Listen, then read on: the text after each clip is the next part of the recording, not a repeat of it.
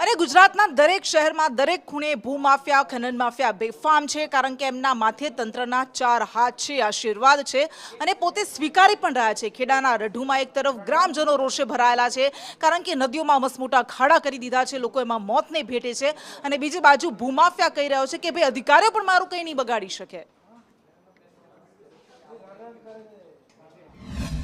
15 ફૂટના ખાડા કરી નાખ્યા છે। આજે 50 થી 100 વીઘા સરકારી જમીન ખોદી નાખી છે, સરદાર આવાસ વાળાની જમીન, કે એની તમે તપાસ કરો ઊંડી। કોના દ્વારા ખોદવામાં આવે છે ને આ જે ખોદીને આ જે ખનન છે તે કઈ લઈ જાવ? આ મુકેશ વસાવા દરેક કંપનીની અંદર મોંઘા ભાવની માટી નાખે છે અને પોતાના રોટલા છકે છે। અને આજે જો સ્કોર્પિયો એની રડુ ગામથી 5 કિલોમીટર એણે જાતે તોડી, છતાંય એણે રડુ ગામના ખેડૂતો ઉપર કેસ મૂક્યો। અને કરુણેશ મારી સાથે જોડાઈ ગયા છે। કરુણેશ, આ ભૂમાફિયા ખનન માફિયા કે જેમણે નદીઓને નદીઓ જેવી રહેવા નથી દીધી, એમાં ખાડા પાડી દીધા છે, થોડા જ સમય પહેલા બાળકો એમાં મોતને પણ ભેટ્યા હતા જે નાહવા ગયા હતા, અને ગ્રામજનો કઈ કઈને થાકી ગયા, તેમ છતાં એના પર કોઈ કાર્યવાહી કરવામાં નથી આવતી, કારણ શું છે?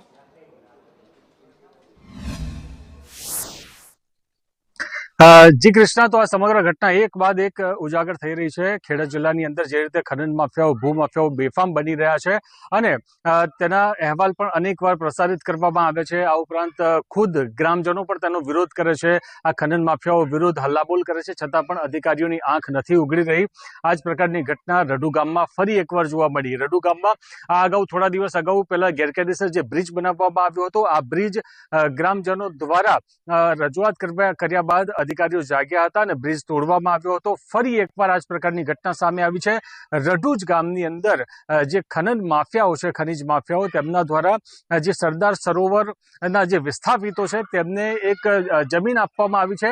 આ સરદાર આવાસ હેઠળ જે જમીન, સરકારી જમીન આપવામાં આવી છે અને જમીન આપતા વખતે શરત પણ કરવામાં આવી હતી સરકાર દ્વારા કે આ જમીન કોઈને પણ તેઓ વેચી નહીં શકે, સરકારની જાણ કર્યા વગર ન વેચી શકે, ન ગીરો મૂકી શકે કે કોઈ પણ પ્રકારની તે જમીન પર કાર્યવાહી ન કરી શકે, ફક્ત ખેતી માટે જમીન આપવામાં આવી હતી। આ 200 વીઘા જમીન, જે 200 વીઘા જમીન છે તે વિસ્થાપિતો પાસેથી આ ખનન માફિયાઓએ લીધી અને પાવર ઓફ અટર્ની કરીને આ જમીન લીધી અને ત્યારબાદ તેની ઉપર બેફામ ખોદકામ કરવામાં આવ્યું, એટલે કે 15-15, 20-20 ફૂટ સુધી ખાડા કરી દેવામાં આવ્યા અને ત્યાં સુધી લગભગ 200 વીઘા જમીનના આ ખાડા કરી દેવામાં આવ્યા, પરંતુ અધિકારીઓના પેટનું પાણી હલતું નથી।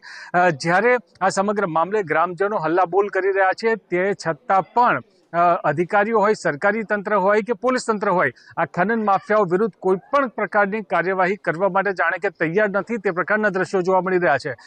ગામના સરપંચ ખુદ કહી રહ્યા છે અને ગામના જે આગેવાન છે હેમંતભાઈ પટેલ, તે પણ કહી રહ્યા છે કે જ્યારે આ જે મુકેશ વસાવા નામનો જે ભૂમાફિયા છે, ખનીજ માફિયા છે, તેની સાથે વાતચીત કરવામાં આવી ત્યારે તેને ખનીજ માફિયાએ દમ માર્યો હતો કે તમે ખેડા જિલ્લાના કોઈ પણ અધિકારી કે પોલીસ તંત્ર પાસે જશો તો તમારું કામ બિલકુલ નહીં થાય, તમારે ગાંધીનગર સુધી જવું પડશે, મારા વિરુદ્ધ કોઈ પણ પ્રકારની જો કાર્યવાહી કરવી હોય, મારા પર એક્શન લેવું હોય તો તમારે ગાંધીનગર સુધી જવું પડશે। આ પ્રકારનો દમ પણ તેઓ મારી રહ્યા છે।